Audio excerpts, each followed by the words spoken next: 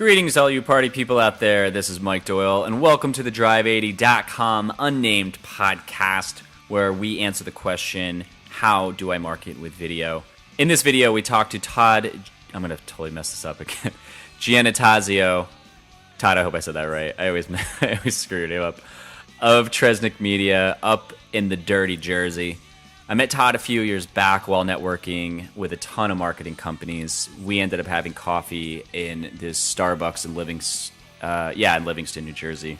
Had about a 2-hour conversation. He told me about all of the stuff he's done with his marketing through the years, what he does for his clients, and he's just freaking brilliant. If I had a ton of money for my company, I would outsource all of it to his company to market and just say, dude, you just take care of it and tell me what content you need from me, but give me the strategy because your brain is great. In this episode, we touch on a few things, and actually the beginning of the episode, it just kind of goes right into him talking about the Entrepreneurs Roundtable with no context. So I wanted to say that before we begin because I felt it just, before I did this intro, it just starts off out of nowhere. So yeah. And in the beginning, he talks about the Entrepreneurs Roundtable, which I mentioned in the Clay Mosley podcast episode prior to this one. It's a Facebook group that I help run, and it's free, so if you see it online, sign up. Besides that, we talk a lot about coffee jewelries. It comes up out of nowhere, but it's all in reference to video marketing, so it will make sense. How he started this drunk guy cooking show with his buddy back in the day on YouTube, and it got a ton of engagement. 3 aspects to keep in mind in content strategy: why adding video to your blog lowers the bounce rate and it helps your SEO, and a ton more. Before we begin, please subscribe to the podcast if you find a lot of value out of this. And if you're watching this on YouTube, feel free to leave comments, subscribe to the channel, throw some likes on the video, and share this with anyone who you believe would get a lot of tips out of this to help their marketing or help them market for their clients. So without further ado, here is the Drive80.com unnamed podcast with Todd Giannattasio. I hope I said that right again. Of Tresnick Media. Here we go. Todd, I will let you talk about yourself for a little bit, and then we're going to kind of dive into some questions I have. So here you go. All right. Thanks, Mike. I appreciate it. And, for anybody listening who's not in the group, if you're interested in getting in a community, it is... We can curse, I'm assuming, knowing you. Yes, totally can curse. It is fucking awesome. I'm in a bunch of different groups, even like paid groups that I'm in that are part of like off Facebook programs. And like the ER group is still the best one that I'm in. The best people, the best advice, and the best just connections and networking. Anybody who's not in it, definitely check it out. Yes. Cool. End. So, all right. See you later. Yeah. All right. Thanks, guys. But yeah, so I started Tresnick Media. Yeah, talk about Tresnick. Started Tresnick Media in 2011. Basically, I was working in the corporate world and just saw how much like miseducation was going on in the online marketing space, and business owners were making what they thought were good decisions, but they were basing their decisions on being misinformed. Not really understanding the landscape. And especially like at that time, obviously like over the last like 15 years, things have changed so quickly that just keeping up with it is, a full-time job for guys like us. So when business owners tried jumping in and, they needed a website or they needed online marketing, if it was AdWords at the time or Facebook ads now, or everyone's getting into video now, like they just started doing things and hiring people without really thinking it through and without knowing what they were doing, and they hired the wrong people. And so that was kind of part of the reason that inspired me to kind of get out and start my own thing and start helping small and medium-sized businesses with the education piece so they could make better decisions. Because I know once people know what's going on, they'll be able to make better decisions, and then their businesses will be more successful. And that's what's awesome about doing a podcast like this, where, whether or not that was like the purpose of your mission here, but like that's kind of what you're doing, is helping educate people so they can make better decisions and leverage the power of what's out there for them. Yeah, dude. Actually, real quick, because now a couple things. When we met, you were telling me about you started a YouTube channel. Yeah. And what the hell was it? You were like easy guy cooking. Easy guy cooking, but were you drinking when you were doing it too? Yes, very much. So okay, so this is like a good segue, but we don't have to we'll see where this goes. But sure. You just started. What started that? Because I mean, at the end of the day, video is content. Video is just it's it's a box with a play button, and you hold someone's attention hopefully for 0 to X amount of seconds. Like, that is it on a technical scale. And then it's like, all right, I have this little box with a play button. Where do I put this? And so people see YouTube and they're like, oh, I'm going to become a YouTube star or whatever. But I think that the best YouTube ideas come from frustration or a random idea. And tell me about what you did. Yeah, actually, I wasn't even thinking about talking about this, but it's actually perfect, a perfect kind of case study. So what happened was, this was before I started Tresnick Media, a couple years before, when flip cameras first came out. So whatever years those were, for the kids out there, might have to Google it. But I got a flip camera for Christmas, and I was like, me and my roommate, we were like 24, 25 at the time. We're like, oh, dude, this is fucking awesome. Like, this little camera is like, can almost fit in my pocket. How amazing is that?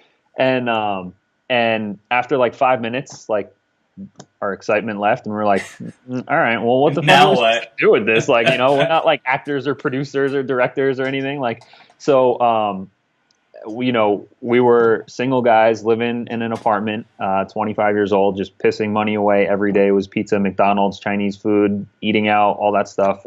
So we were like fat as shit, wasting our money, and we had wanted to learn how to cook. We were like, this is a good idea. So now, just like being the creative type of person I was like, dude, we have this camera and we're trying to learn how to cook. So why don't we just like record it and see what happens? So like twice a week after work, we'd stop at Bottle King, pick up the finest $11 bottle of whiskey they had to offer. Wait, what was the brand? I think it was called, I want to say like Heavenly Hill or something like that. Amazing. And so we would like think about, okay, what do we want to make tonight? Like, let's learn how to make like meatloaf.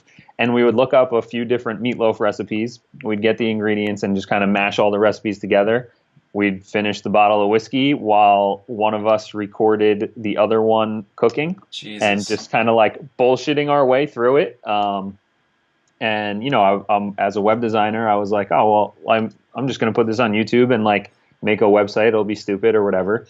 And we didn't do anything else. Like, all we did was we wanted to learn how to cook, and we looked up recipes. We made videos that I put on YouTube that was like easy meatloaf recipe or, like shit like that. Yeah. And like, then we did like stupid stuff too, like monster stuff, super cheesy cheeseburgers and, like kind of wacky stuff like that. And one day, I get an email, and it's from like a YouTube notification. And it says like whatever username commented on your video. And I was like, yo, Greg, who's this? Who's like whatever?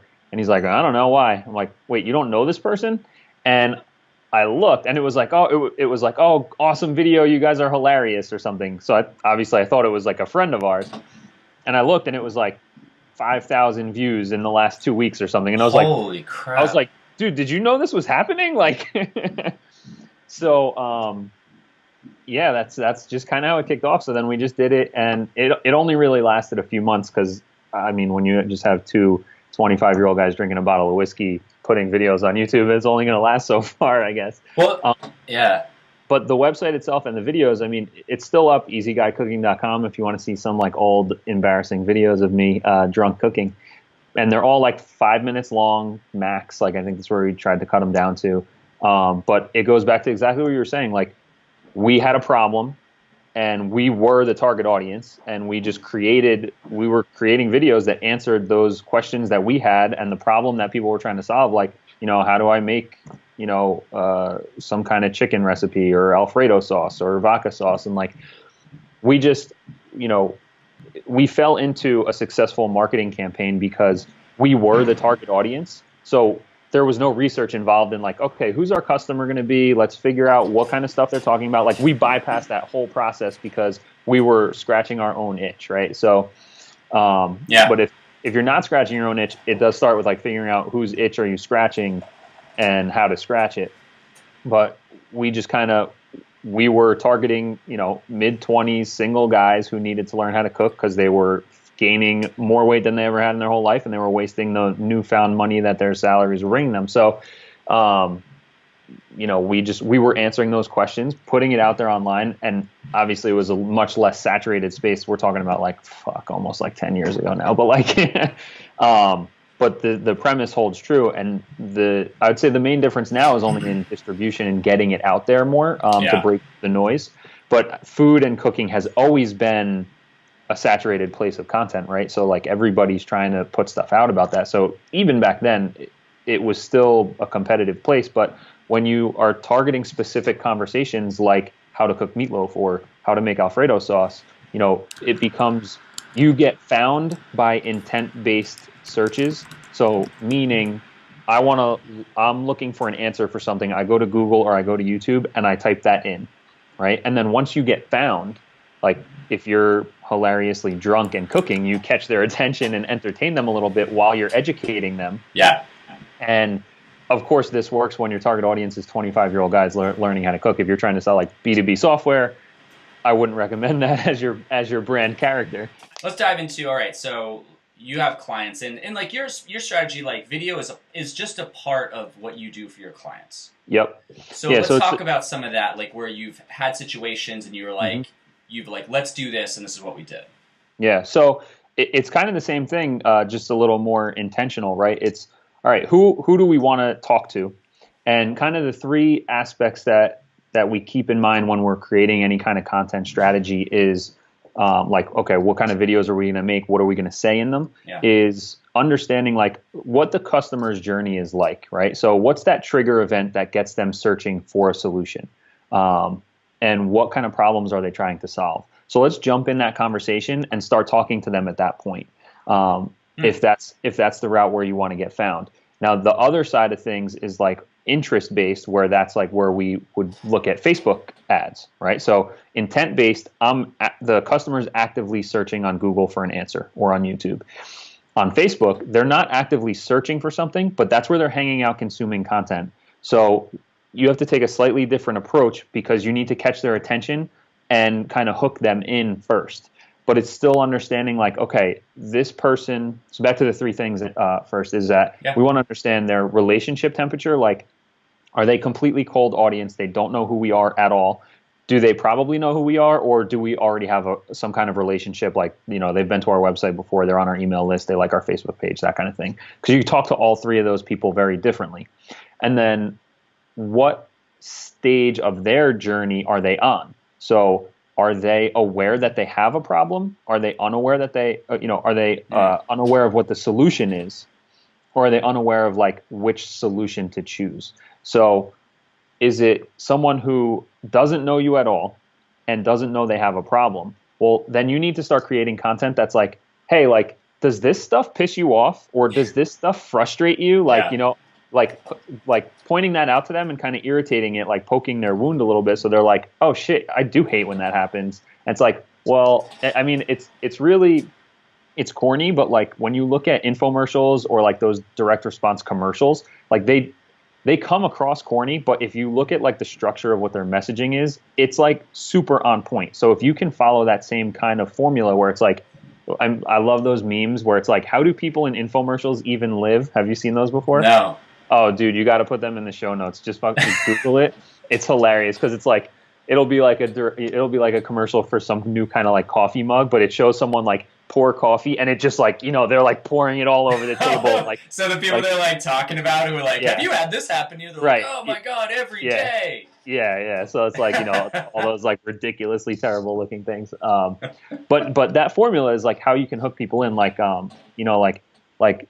Dude, don't you hate when you make coffee at 8 o'clock in the morning and it's like cold by the time you take your third sip? Like that's such a pain in the ass. Well, no affiliation whatsoever, but I use these things called coffee Julies. You know what they are? No, but I'm going to reach out to them and say, hey, I did a podcast. We mentioned you. You should give me money for it. And actually, they could use some animation. That'd be cool. Yes, they should. Drive80.com. So they're like these little like steel ball looking things that you put in your coffee mug. And they're like, I don't know, these chemical engineers made them, but like the metal sucks in the heat of the coffee when you put it in. So like when you first pour coffee, it's too hot to drink, right? You pour it in, within like 2 minutes or something, it sucks in the heat. So it cools it down to like the perfect, whatever temperature it's supposed to be to drink. And then throughout the day, like for like 5 or 8 hours or something, it slowly releases that energy back out into the coffee and keeps it that exact temperature for like 5 to 8 hours. So I'm almost thinking like, again, we kind of get off track, but I think this goes along with it. So like, let's say that you could do a video that would show that. You could just technically show them. You like you're saying, you say, are you sick of by the third sip that your coffee is, is cold and you're frustrated, you're driving and you're like, fuck, my whatever today sucks. But then it's like, all right, so how do you address that question? If you know that people are asking you that, then you're like, all right, well, let's make video based on that. Right. And then how do we put it out in front of people? Like, how do we get in front of them? So if you were like, all right, guys, what was the name of that company again? Coffee Julies. Coffee Julies. You're like, all right, Coffee Julies, you're my client. We know, we've established that this is an issue. We know people are asking this. We've done some market research. We've just seen people post about this all the time. We have your video. Mm-hmm. We did it. Here's where we're going to put it. And, go. All right, cool. Go, Todd. Yeah. So when we talk about who the audience is, right, like Facebook, the first place we're going to go, well, I guess first what we do is always put something on YouTube so it lives there and can get found. And then we embed a YouTube video into a blog post and then kind of write like a little overview of what's going on just so that it lives in multiple places. And then when we're sending out emails to our list, you can send them the link to your blog post and have them back on your website. Do you set the blog post up in a certain way, or do you set the YouTube out? Because I've been doing this now for clients where I'm actually doing some keywords and things like that, and their tags and descriptions and their titles and things in YouTube, because that helps you get found in the search engines of Google. Right. So that's sitting there doing that. And then the blog post, are you setting the blog post up and writing it in a certain way as well? It can, yeah. I mean, a lot of times it just depends on like what the goal of that piece is. So like if we wanted like people, let's say if like my coffee's too hot was like a keyword that we wanted to target or something, then yeah, enough. Right. Yeah, then we would create a blog post that was optimized for that with the video embedded. Actually, a couple good places. I started putting together some resources the other day, unrelated, but the ilovemarketing.com, their podcast. Mm-hmm. First of all, their podcast is fucking awesome. So subscribe to that if you don't already, and start from the beginning. But them, Social Media Examiner, there were a couple others that I found where they do a great job of this like multimedia blog post type of thing where they do a podcast like this and they have a video of it, and then they'll write a blog post like as if it were a legit blog post based on the structure of what was talked about in the podcast. And they embed the video. They put a little SoundCloud embed under that. They have a blog post that hits those key topics, and then they have like a transcription box so that everything is in there and searchable. And then, usually like a content upgrade to like, hey, like if you like this interview and you want to download like the checklist for video campaigns, enter your email address or something. So I love that. So there, I know we're kind of jumping around, but it's really like, because I want the people listening to get ideas. Because I think the people listening to this would be like anyone dealing in marketing or frustrated that they're like, I have this video, my client has these videos, I don't know what to do with them. So I think that right there, breaking that down is, all right, so you have the blog article, you have the video, you transcribe it, you base the article on what is been talked about, you have the transcription in there. So all these words are searchable through search engines, not just Google, obviously, they're not the only one, but like that helps them get found. So when you have like a piece like that too, so it's like, all right, so video is utilized where, yes, it's like you have the whole blog post. And I know that for me, if I see an article online or something, I go to it and I literally scroll down until I see their video, and then I hit play. And I know like some people love reading. I'm just like, I do like reading if I have it outside. If I'm outside of my workday, I'll take the time. But in that, I'm like, where's the video? Give me the answers. I've digested this, but usually a news article or something like that. So in that sense, it's like just that extra piece in there that keeps people longer. And if they're watching the video on that page, I'm guessing that their analytics for that page, their bounce rate is down, and it skyrockets. Exactly. And you got to think like when it comes to Google rankings, like Google's job is to put the best resource about this keyword at the top, right? So if there's an article like on page SEO is like, I don't want to say easy, but it's controllable, right? Like you can control everything for every page, and so can anyone else. So you can have 2 A+ on page blog posts targeting the same keyword, right? So when Google looks at one and says like, okay, this one's an A+, it's got all the right things in all the right places, but there's no multimedia on it, and then it looks at yours and it has the same thing plus a video embedded on it, they're like, damn, this one's definitely better. Because they're giving rich content in multiple ways for people to consume it. Like you go straight to a video, I'm the opposite, where I'll actually skim through the words first and determine if I want to play a video, and then I'll watch it or not. Oh, no kidding. So you're not like me. I thought the world was like me. That's crazy. All right, so there's one aspect of it. And now I'm thinking like videos out on YouTube, it's kind of like evergreen. So like obviously the video has to tie into what you're talking about. So if people ever find it, if your message is on point still, down the line they can still find you and say, oh shit, I saw this video. You're like, yeah, I actually did that like 5 years ago, but it doesn't matter because we're still doing the same thing. Exactly. And I'm thinking the blog post is the same thing because that's always going to sit there. Yep. So let's talk about like the rapid fire things of where it's not going to sit there so long. Yeah, we got knocked off a little bit. But so like Facebook is where we're going to want to like hit people because it's just the best platform for distribution right now. And so going in and creating a Facebook campaign and like understanding. So if we're using the Coffee Julie's example, like going in and targeting people who like coffee and are between a certain age or whatever, or maybe they're like, sales guys who drink coffee are on the road a lot more, if that was who you wanted to target, and make the content specific to like, you're on the road all day, you can't reheat your coffee. This is what you should be doing. You want to create that custom audience or that saved audience in Facebook in your ad campaign, and then start targeting them with that video. So placing it there, and then when we structure campaigns, I don't want to dive too deep into like Facebook ad structure if that's not like the point here, but you want to make sure that you keep your different platforms, meaning mobile, desktop, right-hand column, etc., Instagram.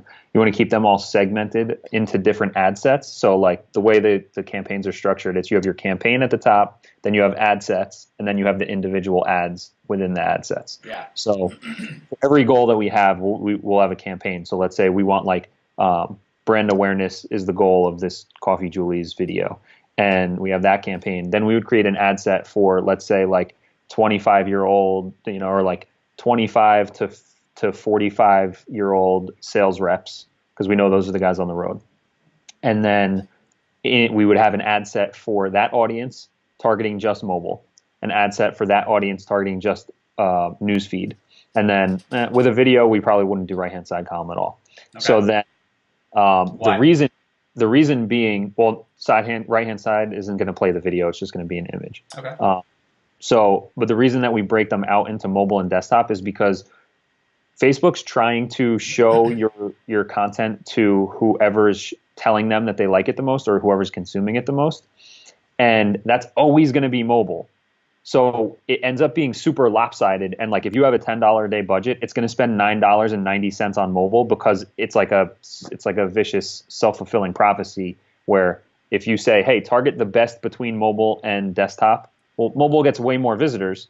So they're always going to lopsidedly play it on mobile, and you're going to look at it and be like, damn, desktop's not getting shit. We can't target desktop anymore. But that's not really the truth. No kidding. Yeah, so when you have each one in its own ad set, you can control it. So it'll spend the full $10 on mobile and the full $10 on desktop, and then you can look at the numbers and say which one's performing better. Get out of here. That's crazy. So if you look at the numbers, what tells you that it's working? It depends on what the goal is. So like if we're just doing like video views, then we want to see like brand awareness video views and getting people watching. Then we're going to look at like depending how long the video is, but they just rolled out newer segments. But it breaks it down like how many people watched like 3 seconds, 10 seconds, 15, 30, 90, etc. So like if we're we want to see people who watch like past 10 seconds because 3 seconds could be an accident, So we look at like past 10 seconds, and then if they got past 10 seconds, like if it's a 60-second video, did they watch the whole thing? If it's like a 5-minute video, you're asking for a lot. So it depends on the length of the video, how much you want to see, but you can kind of get a feel for it. I've actually been talking to clients when they're getting videos, and I say, your call to action's at the end, so we have to have it be differently, because on YouTube now you can put in end screens where they can link to other videos, but it's part of the controls, which you can change at any time, which I think it just solves such a giant problem. Yeah, that is awesome. And Facebook, the only issue is that you have to watch the full video, and then they have their own control that pops up with play again or go to the website. So it's like you almost have to you have to word it right or correctly. So you can't say click here at the end anymore, because even annotations in YouTube, you can't click on them in mobile. So it's like you have to say like something specific of, literally like click on one of the videos on the right, or click on the subscribe button, or click that little eye in the top right corner to get our website button to go there. Right. Or if you're on Facebook, you have to literally say, wait till the end of the video and click, or click the link in the description.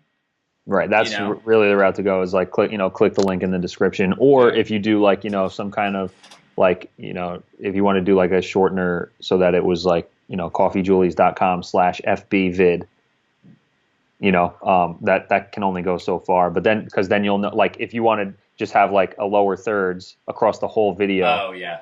That says like, coffeejulies.com/FBvid, and then you can kind of track it that way along with having it in the description. Okay.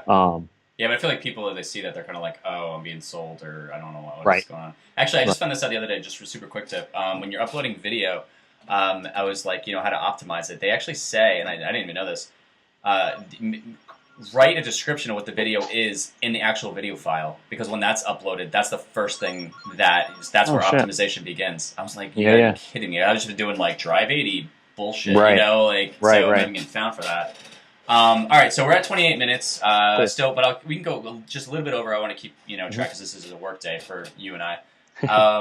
So they're all work days for you and I. This is very true. Yeah, it's true in real life. Can you give me like an example of something you did recently where it was just really creative and maybe didn't get like what you thought it was, or I don't know, because the biggest thing people say, like, I don't know if it's working, but that's so like. It can be taken in any way. Ambiguous, yeah. Exactly. It's so ambiguous of like, what does that mean? Or like what success means.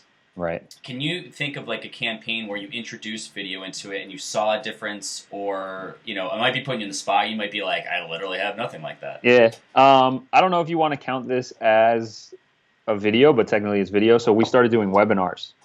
And our Facebook ads, we've been like just crushing it with the click-through rates, the cost per lead, the cost per sign up. Like we're getting people signed up for like $6 a lead.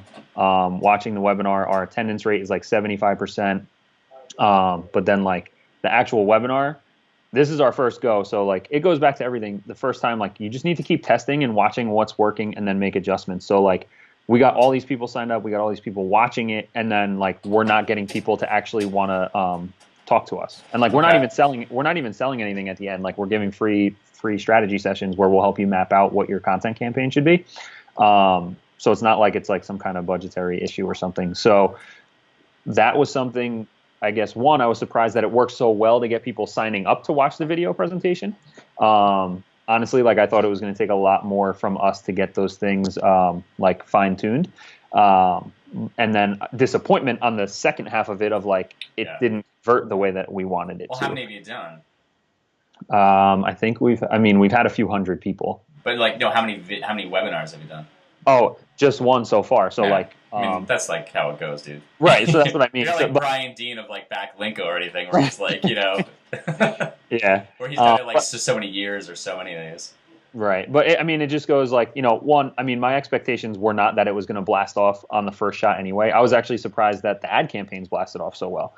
But it just goes like, you just have to always watch, like, usually the more excited you are about the creative, the less successful it's going to be. So like, it's just paying attention to the numbers and watching it. Like, is it achieving the goal you initially set out for? If your goal was, we want a lot of people to watch this, that's your goal. That's cool. If your goal is, we want to get people buying our Coffee Julies, those are the numbers you have to watch for. And then it's creating stuff that you believe in, that you believe is going to be in a position to succeed, and then monitoring it and making the proper adjustments based on the information you get. Yeah, like I know, like Noah Kagan right now, he just wants to get 1 million views this year. It's like what he wants to get. And I was like, do you want subscribes? He's like, no, I want views. And it's like whatever happens to get there, and so those campaigns will be based around that. So you're right. It's like if you want to get like here's a quick one, which I've been watching a lot of YouTube videos and like watching these tips on people, and it's really, if you watch them structure the video. So the beginning point of the video, they set you up of what you're going to talk about. So it's like, all right, this is what I'm getting myself in for. And then they go into it, but like, we'll get back to that in a minute. So they volley it, so it's like, later on we're going to get you there. And actually bringing up Brian Dean again, he was saying that longer videos actually have longer videos are better on YouTube, because if you get someone to get to the halfway point of a video, of a minute video or a 10-minute video, the percentages are just like so much greater, Right. And you get to that point, so you watch them structure the videos based on that. So it's like You let them know that's coming up, and he goes, and if you like this channel, subscribe here, and then he goes into it, because the more subscribers you have, the longer they're going to watch your videos. Yeah. And another part too is, like, as he's going, you'll see an annotation pop up, where annotations now are really, they're still useful, because you don't have to click on it. They'll say, hey, do you like this? Give us a like. And I'll look down on his likes, and it's like 700 that are up, thumbs up, and like 40 that are down, because people just love to troll and be dicks on YouTube. Right. But it's like, those little tips in video that you don't notice, but they're so strategic. Yeah. And then even as he's going through, he had this 10-minute video I was watching yesterday, and he's like, yeah, and so he gets to the point he was going to make, and he starts talking about a new point. He goes, we're going to talk to that in a little bit. And you're like, son of a bitch. Yeah, but then I start seeing his open loops are sick. He's great at that. But then I see like what he's did. Then I start seeing like, oh, wait a minute, am I just like being sold what to do to other people so they can do that? It's like, or am I selling an actual physical product? Right. Or like what they can use. So that's where I start getting a little bit annoyed, and that's where I jumped off. I'm with you on that. Yeah. So I think two important things I just want to hit real quick, because you touched on them, and each one of these things could be a separate episode. But like, one, like the type of video you're putting out, like, one, to keep them engaged, you want to be somewhat entertaining, and two, your information should be practical and treated as a utility, so that people are going to get something out of it. Like, it's not just about entertaining them, it's about providing some practical value in their life. And then the other thing is that, like, when you said, like, whether it's 60 seconds or 10 minutes, you want to get them to the halfway point. People always ask, blog posts, videos, social, all that stuff, like, how long should it be? How long should my video be? How long should my blog post be? It doesn't matter how long it is. Like, it has to be good. It has to be entertaining and practical value, and people will watch. If you have a shitty, unentertaining, boring ass 60-second video, no one's going to watch it. Yeah. If you have an awesome TV show, people will binge watch 20 episodes in 24 hours. 100%.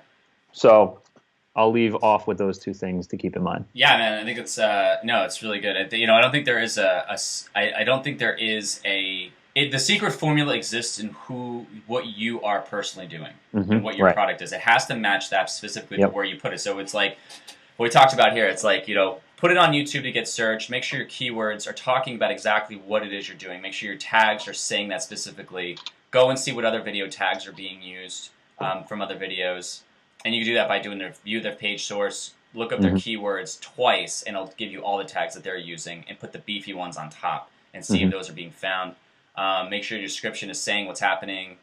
And then, so that's existing out there for being searched. Blog posts, make sure you're putting video in the blog post, because it's giving it more rich content, like Todd was saying. Yep. And with Facebook ads, it's like, I didn't even realize that, but do one that's strictly to mobile and do one that's strictly to desktop, so you can see where your budget is going strictly to those things. And Facebook isn't deciding on how to spend your dollars for you. And then you can see, but base that on the results you want. Do you want views? Do you want clicks? Do you want people to go to your website?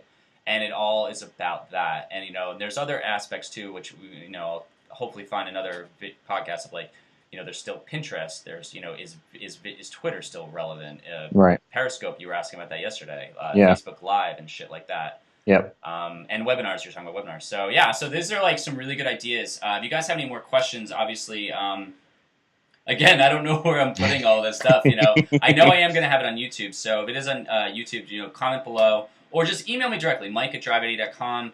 Todd, thank you so much. Tresnick Media. Real quick, plug whatever you want to plug. Cool. Yeah, just check us out, tresnickmedia.com. You'll see calls to action on our website. Depending when you watch this, I'm sure there's all different stuff. Right now, we're running this webinar. It's how to go from 0 to 968 leads per month on your website. So that's pretty awesome stuff. And just to follow up, that's not like a bullshit, scammy clickbait title. That's actually a true case study for a client that we did it for. So that's what we got going on right now at Tresnick Media across the board, Twitter, Instagram, Facebook. Yeah, we're there. Yeah, dude, Todd is smart as fuck. Like, when we met, he was just telling me about all the stuff that he does, and, he knows his shit. So if you guys are looking for someone to run your media, you've got a good budget, and, Todd's company, they deal with budgets. They want to be bringing in people like $5 to 10 grand a month, because that's just the power that they're going to put behind it, and it's no joke. So if you're a big player and you're in a good company, call these guys up. If you're a startup, Thank you. Don't waste his time. Because no one likes that. No one likes when a startup, you get through talking to a startup for 30 minutes or an hour, and they go, "Why do you charge so much?" It's like, go fuck yourself. Yeah. When you're actually a real business, then call me back. Right. So I can say that for Todd. Todd didn't tell me to say that. I'm saying it because that shit annoys me. But hey, if you're a startup and you're ready to invest in your growth and you believe in your future, then you can talk to us and Mike as well, because you know that it's an investment, not an expense. But if you are just a bullshit dabbler, Mike, you know those guys are wasting our time. I have an idea. Yeah, well, when your idea is actually bringing in dollars and you're in this grind, then let me know. I sound a little salty, but I do love everyone. But come on. Yeah. All right, that is the show. I hope you enjoyed it. If you said, yes, Mike, I certainly did, then please message any of your marketing friends and tell them what cool tips you learned that could possibly benefit their lives and make them want to listen to this podcast. Also, check out drive80.com if you are struggling to explain what your company does. We accomplish this in a minute or so with animation. If you have any questions, please send me an email at mike@drive80.com. I'd love to hear some feedback. Tell me what you like. Tell me the things I could fix to really just make these episodes better, really give you guys a lot of value, because, again, that is the point. I really want to be very focused on this. So you're listening to it, every time you hear it, there's something new, and it really, you could take an action with it right there and grow your business or grow your clients' businesses, which will then help you grow your business because they'll want to pay you more. Again, Mike Doyle, drive80.com. Go in peace.